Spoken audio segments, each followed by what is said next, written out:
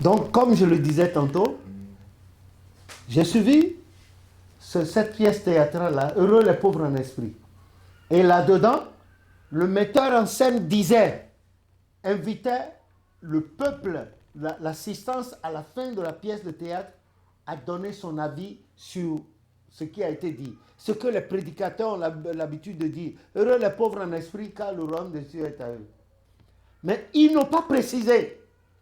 Or, le passage de Saint Paul dans Galates 5, verset 19, à partir de verset 20, nous situe là-dessus. Les fruits de l'esprit et les fruits de la chair. Quand on dit les pauvres en esprit, c'est ceux seulement qui n'ont que ce qui est exprimé dans Galates 5, verset 22, c'est-à-dire l'esprit de paix, d'humilité, de sagesse de Dieu. Tandis que dans Galates 5, 19, les gens ont l'esprit de prostitution, de débauche, l'esprit d'adultère, l'esprit d'ivrognerie, la bagarre, l'esprit de mensonge, l'esprit de calomnie. Ils sont riches en esprit par rapport à l'autre qui n'a qu'un seul esprit, l'esprit de paix.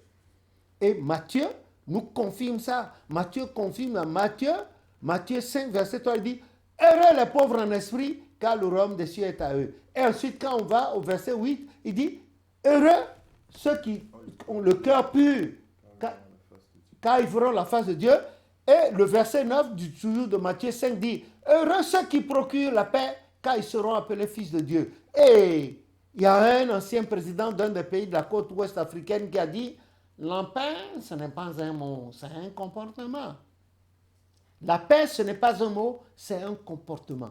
Effectivement, c'est un comportement. La paix, c'est le sentiment qui doit animer tout bon créateur, toute bonne créature digne de Dieu. Par rapport à l'autre, la moindre chose, c'est le coup de poing. La moindre chose, c'est le kento. La moindre chose, c'est les katas. La moindre chose, c'est ceci, la bagarre, les injures, les cris, les animosités. Voilà, eux, ils sont riches. Ceux-là, ils ne peuvent pas avoir accès au Père par rapport à l'autre qui n'a qu'un esprit de paix, l'esprit de Dieu. Maintenant, il peut être pauvre en esprit, que Dieu le bénisse matériellement, c'est-à-dire qu'il soit riche en matériel. Celui-là peut être pauvre en esprit, riche en esprit, et ne rien posséder matériellement, tout comme il peut aussi être riche en esprit, c'est-à-dire avoir ses histoires, ses esprits-là sur lui, et puis être aussi riche. Mais la tendance actuelle aujourd'hui, c'est que généralement, les gens ont tous ces esprits-là, cette abondance de faits négatifs, d'esprits négatifs en eux, et ils ont aussi l'argent. Ils deviennent des criminels. Même s'ils ne tuent pas quelqu'un, ils n'ont plus la sensibilité humaine. Et ils font de leur vis-à-vis ce qu'ils veulent. Donc, le metteur en scène a parlé, et on devait assister à la mort des gens qui doivent aller vers le ciel. C'est ainsi que une première personne est passée en la personne d'un homme. Il était bien gros, gras, dodu, comme le riche avec Lazare. Il était nombreux, lui seul. Il a mangé, le ventre était replet comme un crocodile qui est rassasié. Et les joues là étaient grosses, on dirait ce qu'on appelle chez nous le beau flotto. Ce que vous appelez le veau d'ocor là, les galettes de beignets. Il était bedonnant, tout ça là, avec des replis partout. Il marchait théâtralement dans sa tunique, confiant, sûr qu'il allait passer pour avoir bien mangé sur la terre. Il arrive à l'entrée du ciel et il tombe sur les apôtres qui lui demandent qu'est-ce qu'il veut. Il dit qu'il veut passer. Les apôtres lui ont dit non. Des gens comme toi, ils n'ont pas, leur chemin ne passe pas ici. C'est l'embranchement là que tu as, c'est le tronçon. Retourne là, va passer là-bas. Donc il est parti là-bas et en marchant, le sol s'est dérobé sous ses pieds, puis plouf, il était tombé. Son affaire s'est arrêtée là. Tombé dans les gouffres. On voit une autre personne arriver. Il y a eu plusieurs personnes. On voit une autre personne arriver, une vieille, parmi ces personnes qui sont passées là. Une vieille, elle était vieille et puis elle marchait difficilement. Elle avait la canne. Et puis elle marchait difficilement, mais elle était bien habillée. Bien habillée, pas de façon extravagante. Elle avait la canne et avançait péniblement. Avant qu'elle ne s'approche même de l'entrée du ciel, là, les, les apôtres là, qui gardaient l'entrée du ciel ont commencé par lui jeter des projectiles. Pour lui jeter, elle a commencé par reculer. On dit c'est là-bas, toi tu passes ça ici. Ah, elle est passée là-bas. Avant d'arriver même là où le riche était, le sol s'était dérobé sous ses pieds. Et puis, pof, elle a disparu entre les entrailles de la terre. Ah, et l'assistance a dit, ah, yo, mais pourquoi? Mais elle est pauvre. Mais elle est pauvre, elle doit aller au royaume des cieux. Et puis, un autre, l'une des dernières personnes qui passait, non, l'avant-dernière, c'était un homme simple d'allure. Avant même qu'il n'arrive là-bas, les portes comme les portes automatiques là, c'était ouvert pour lui, il est passé. On ne lui a même pas posé une seule question. On ne lui a pas posé une seule question. Il est passé parce que quand il partait là, il marchait allègrement et il fredonnait même un chant là, un chant concernant Dieu. Et il allait, la conscience tranquille, quand vous l'aurez à vue d'œil. Les portes étaient déjà ouvertes, il s'était engouffré. Et puis après lui, à sa suite, il y a un autre homme aussi qui était apparu. Lui aussi, il avait de l'or là, là, l'anneau là, il avait, puis il était bien habillé, mais il y avait de la sobriété quand même dans sa tenue, dans sa mise. Et arrivé là-bas, allez, il est passé aussi. Et quand celui-là est entré, puis les portes de l'entrée du ciel se sont fermées, la pièce théâtrale s'est arrêtée, c'était la fin. Maintenant, ils ont rallumé, ils ont mis la lumière et le metteur en scène, avec son équipe, ont posé une table, des chaises et le débat a commencé. Et c'était là que les gens ont compris que là-bas, là, on ne parle pas de richesse matérielle. Mais ceux qui ont plein de défauts, ils sont riches, c'est-à-dire sur eux, il y a l'esprit de vengeance, il y a l'esprit de haine, l'esprit de ceci, ils sont riches en esprit, c'est-à-dire l'ensemble de ces esprits-là est leur richesse. Ils sont riches. Quand vous dites voleur, il a cet esprit sur lui. Quand vous dites bandit, il a cet esprit. Bagarreur, il a cet esprit. Comment on dit? Rancunier, il a cet esprit. Adultère, il a cet esprit. Assassin, il a cet esprit-là. Lui seul, il a tout ça. Donc, il est riche en esprit. Tandis que celui qui est à côté, le monsieur qui est passé habillé simplement et marchant allègrement là, il ne connaissait qu'un seul esprit. Il a dit son cœur était rempli d'esprit de Dieu. Voilà.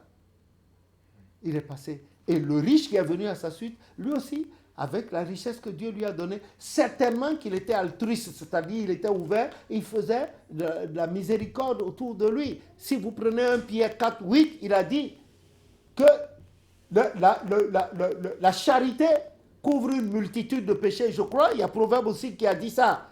J'ai oublié le passage, Proverbe 10, 12 ou 12, 10, quelque chose du genre. Voilà pourquoi dans certaines communautés, les vendredis, vous voyez par exemple, vous allez dans certaines épiceries, le pain là, à partir de l'après-midi, les gens baissent drastiquement le prix du pain, ou bien le soir, ils font des tas de 5 baguettes à 2 euros, ou bien de croissants, ou bien de comment on appelle, chaussons aux pommes, ils baissent, ou bien le reste, vous les voyez aller vers les immigrés, ils distribuent. Bon, eux seuls en connaissent le mobile. Nous, on ne peut pas les juger parce que nous sommes des outsiders. Voilà ce que je vous disais tantôt. Et c'est à vous de voir maintenant. Ce passage-là, comment c'est vérifié? Heureux les pauvres en esprit. Et Jacques chapitre 27 dit, la vraie religion, c'est d'aller vers les pauvres, les veuves, les orphelins et les nécessiteux, les aimer. Et au passage ici, moi je vous dis, l'Éternel Dieu m'a inspiré cette idée-là dans ma pensée. Eh bien, chacun dans son coin choisit un orphelin ou bien une orpheline, ou bien un réfugié, et s'en occupe bec et ongle. Un enfant, par exemple, et à l'heure où ses camarades d'âge sont à l'école, lui, il est dans la rue mal habillé. Peut-être qu'il est orphelin. Peut-être qu'il est sans abri, on ne sait pas. Ici, c'est difficile de le faire parce que il y a l'État français a prévu des institutions pour ce faire, pour apporter des solutions idoines. Mais en Afrique, on n'est pas encore à ce stade. Et cette partie je m'adresse particulièrement à nos frères du tiers-monde et à une bonne partie de ceux qui ont eu la chance d'être ici, où il y a déjà des institutions. Par exemple, en Afrique, vous suivez cet enfant jusqu'à, vous savez, là où il dort le soir, où il retourne. Eh bien, vous cherchez à connaître sa mère, s'il est orphelin de mère, ou son père, s'il est orphelin de père, et que le père n'arrive pas à joindre les deux bouts. Il n'a pas les moyens. Voilà pourquoi l'enfant s'est retrouvé à la rue. Eh bien, qu'est-ce que vous faites? Vous allez là, vous saluez le père ou la mère, humblement, vous êtes la mère, il dit oui. Pourquoi l'enfant ne va pas à l'école? Certainement qu'il vous répondra ou elle vous dira, ah, il n'y a pas d'argent pour le mettre à l'école. Ah bon? C'est pour ça qu'il ne va pas à l'école. Mais c'est combien? Elle va dire qu'elle ne sait pas. Bon, dites-lui d'aller demander. Mais en attendant, dites-lui d'aller demander. Il va demander, vous retournez une autre fois pour vous enquérir, savoir comment ça se fait. Si on vous dit, eh bien, vous achetez les uniformes à l'enfant, le sac et les cahiers. Vous achetez à l'enfant et vous mettez un peu d'argent là-dessus pour que l'enfant mange avec sa mère, qu'il mange à la maison, qu'il mange au lieu de cesser de faire, au lieu d'être en train de faire la manche, il mange à la maison. Et ensuite, vous lui achetez, il y a de la friperie, ça ne coûte pas cher. Vous achetez de la friperie, il y a des jeans là, des jaquettes, et puis des chaussures, vous lui achetez en attendant selon vos moyens. Et plus tard, à la fin du mois, quand Dieu pourvoira à vos moyens, vos besoins, vous lui offrez 2 tenues de sortie, 2 tenues de fête. Et cet enfant-là, à sa maman, vous pouvez acheter un riz de 10 kilos, un sac de 10 kilos de riz, et vous lui mettez peut-être 1500 là-dessus. Vous dites que l'enfant n'aille plus dans la rue, et vous l'inscrivez. Vous allez inscrire cet enfant vous-même à l'école, là, et vous apportez le reçu en double la copie à la maman qu'elle garde. Et l'enfant va à l'école, la maman, vous lui montrez, elle va à l'école, et vous vous faites passer pour son tuteur, et vous en rendez compte. Et cet enfant, je suis sûr, par la grâce de Jésus, c'est des enfants généralement qui ont l'intelligence développée, mais ils n'ont personne pour les aider. Allez, il va à l'école, il sera heureux, et allez-y voir ce que Dieu va vous marquer comme point au ciel. Et vous le suivez à la fin de chaque mois, ou bien par quinzaine, vous faites un tour là-bas. Surtout, n'indiquez jamais votre maison à sa maman, parce qu'elle est veuve. Une femme veuve dont vous vous occupez de l'enfant, c'est facile pour elle de se mettre nue pour vous. Hein? Ah oui, leur amour va jusqu'à ce point, se sacrifier pour que cet enfant-là puisse réussir. Elles sont comme ça, c'est des êtres d'amour, nos femmes-là. Que Dieu vous bénisse, nous les mamans. Mais cependant, c'est vous qui nous avez induit en erreur dans le jardin d'Éden là-bas. Mais on vous aime. C'est grâce à vous qu'on est né. Et merci à Dieu de vous avoir créé. C'est ça. Qu'elles ne connaissent pas votre maison. Sinon, elle ira toujours. Et puis, vous savez, la faiblesse humaine, hein, à force de venir un jour, allez vous lui rentrer dans les fesses. Et puis, c'est la grossesse. Vous comprenez? Non, je ne vous dis pas de... Non, si vous faites ça, vous avez déjà reçu votre récompense. À moins de l'aimer, vous n'êtes pas marié et vous avez prié là-dessus, l'Éternel vous a dit, cette union est possible. Ah, vous pouvez la prendre avec l'enfant. Vous la prenez et vous adoptez l'enfant, vous vous en occupez. Mais si vous étiez déjà marié, je ne vous conseille pas d'aller. Et quand vous faites tout cela, là, il faut tenir cela discret, car ce que la main droite fait doit être ignoré de ce que la main gauche fait. C'est très important. Et vous ne dites pas à la dame que c'est vous qui faites ça. Dites-lui, c'est quelqu'un qui vous remet les commissions pour l'enfant. La personne a remarqué que cet enfant, il traîne à longueur de journée. Et la personne me charge je suis l'intermédiaire entre ce bienfaiteur et vous. Donc ce n'est pas moi. Ne me dites pas merci. Dites merci à Dieu. Et ce n'est pas la peine de répandre, que c'est vous qui faites ça. Vous aurez déjà votre récompense. Parce que quand Dieu nous donne la vie chaque jour, chaque matin, il ne va pas dire au marché de Saint-Quentin, au marché de Sarcelles, ou bien à la place de Clignancourt, là, marché de Clignancourt, ou bien de Montreuil, que c'est moi, hein. Dieu se met sur la place de dire, vous voyez ce tondu là, Lévi là, c'est moi qui le réveille tous les matins.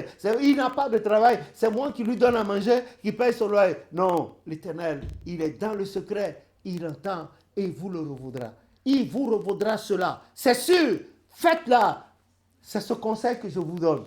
Parce que j'ai été inspiré et je l'ai toujours fait moi aussi discrètement dans le passé. Écoutez, des gens de bonne foi vous diront, ah, ce monsieur-là, la manière dont ses parents se comportaient avec les gens de cette même chose, et lui aussi, il a mis ses petits pas dans les pas de ses parents.